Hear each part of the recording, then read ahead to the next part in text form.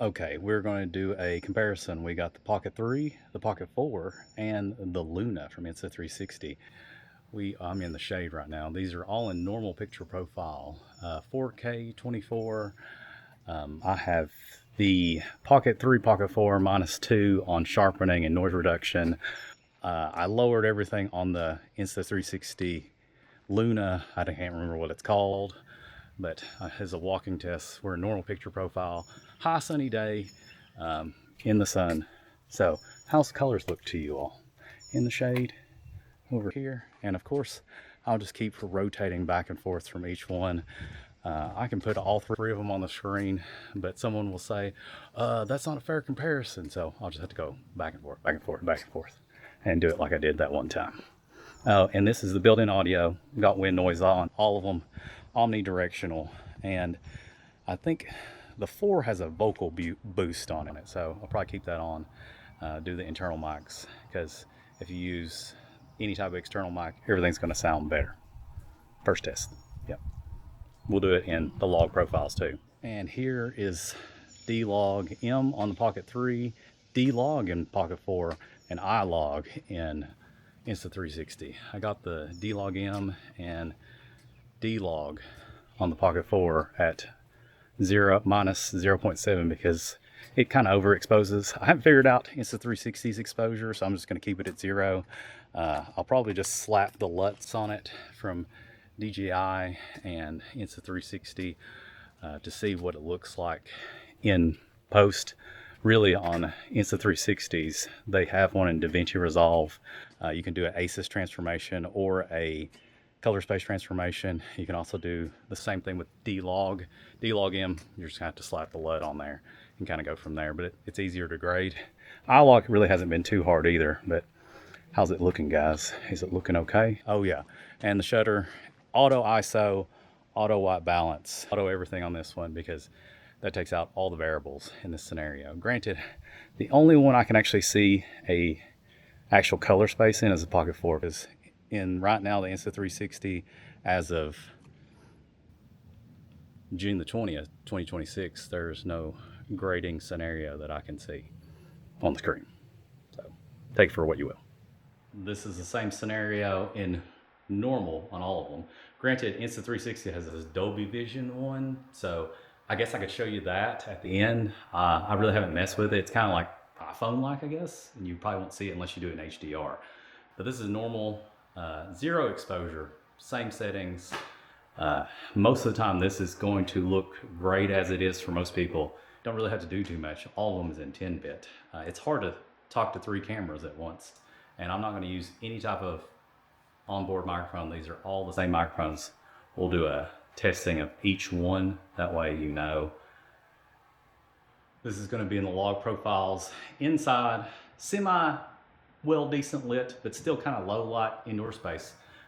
Basically any basic indoor space, what it looks like. I still got it -0.7 on both of the pockets, and then 0 exposure on I-Log over here. Like I said, we're gonna do auto white balance, auto ISO on everything, auto shutter, because everything's at 4K 24 on all of these. I probably won't do any 4K testing on here, and I'm not a big like Slo-Mo fan, but I'll do it on both of these just to let you see what it looks like in slow-mo on all of them. But we'll just see how it goes. How's it looking? It's looking okay? Like I said, either I'm gonna color space transform or drop the LUT on there and call it a day. See which one looks the best. I really already know who's gonna win this. So yeah, but either way, you can't go wrong with either camera. Everyone's going to ask about the low light modes and all these. So I have them all on normal. The Pocket 4 and the Insta Luna will enhance it in low light mode. And I got it on normal, but I'll put them all in low light mode in the log profiles. It's super dark in here. You don't want to record in here. There's like a tiny light there and then sort of a light back there, but you don't ever want to film in something like this. How's it looking, guys? It's looking okay on the screen. So yeah, normal mode. We'll switch over to low light and pure video mode on all these and see what that looks like as well. And here is low light mode or pure video mode. You got low light mode on both of the pockets, which is in the same like normal color picture profile. So you can't really like, it's not gonna be flat obviously. And then on the Insta360 Luna, you got a pure video mode, which, you know, it's got a bigger AI processing power. Sure, we'll see how that goes against the Pocket 4P or the Extra Muse 2 Pro, or whatever the hell they're going to call it. I'm sure that any one of these, honestly, is going to get you a good picture. They all look just a slightly different, I guess. I really can't even tell on the screen here, but you tell me if you like which one and which one's going to be better suited for you. Hopefully you can pick one. I've already picked one already, and I'll probably finish the video out on this camera that I'm going to pick. Which one am I going to pick? Which one am I going to pick? Don't know, I know. And here is the log test for all of them. D-Log M in the Pocket 3, D-Log, and I-Log. Granted, I have both D-Log, D-Log M, and minus 0.7 because I feel like that still looks the best, true to life and not overly bright. Still trying to figure out exposure for the Insta360. Plus, I can't monitor it. It all looks flat. That's the only advantage of the Pocket 4 right now over that, is because I can actually see the actual color of it. In the Pocket 3, it's still got D-Log M, but it's unsaturated and everything. So it's going to be hard to tell exactly, you know, your actual colors. And there's no zebras on any of these. And especially in the Luna there, it literally does not have zebras. It doesn't tell you exposure. At least the other two, if you change into manual settings, it'll tell you like the exposure and everything else like that and where you're at. Insta360 is gonna have to work on like at least somehow monitoring it, especially in the dark, or if you put ND filters on, because it's gonna be impossible to tell.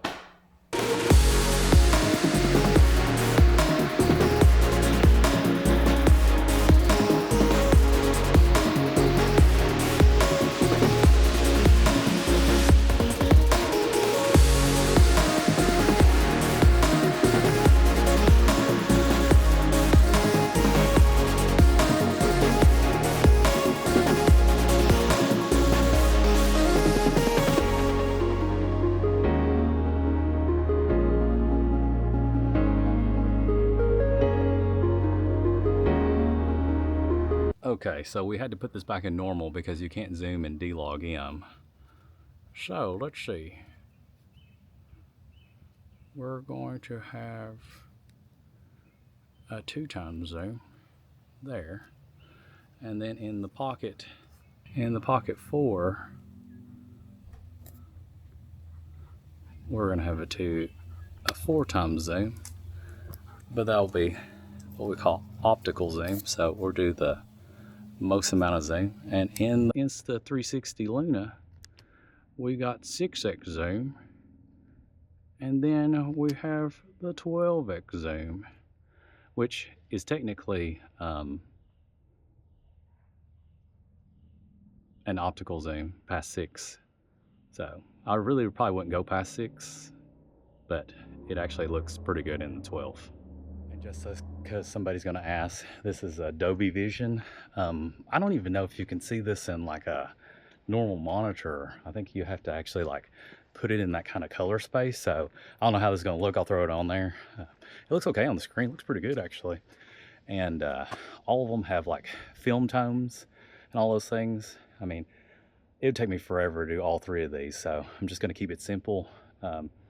If you want to look at the film tone, somebody else has got those. If you want me to do that, I can do that too as a separate video. But if I try to do this, it's going to be too long. And this is in 8K in I-Log because I haven't even used it yet. So I'm going to give it a try and see if it looks better than the other 4K.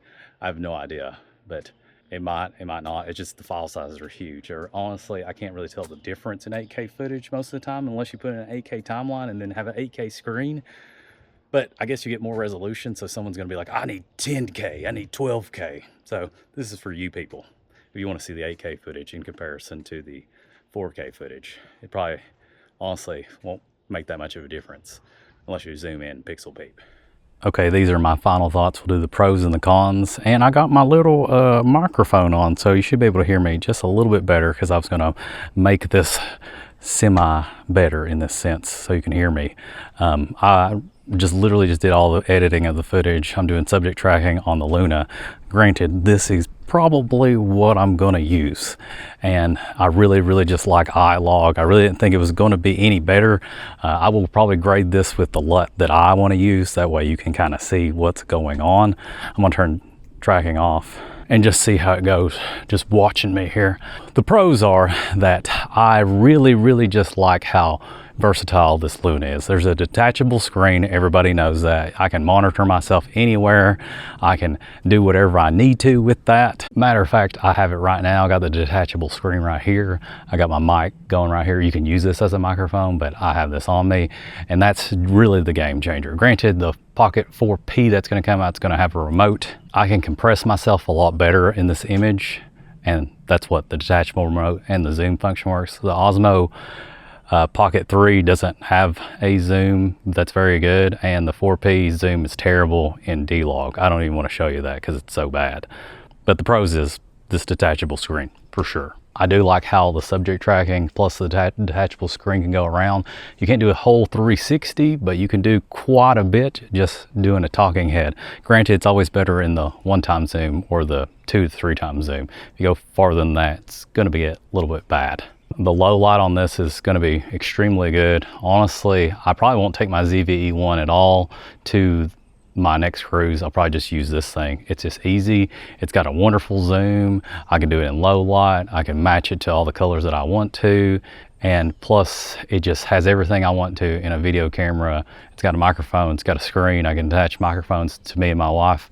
It's a great scenario. It's a good setup.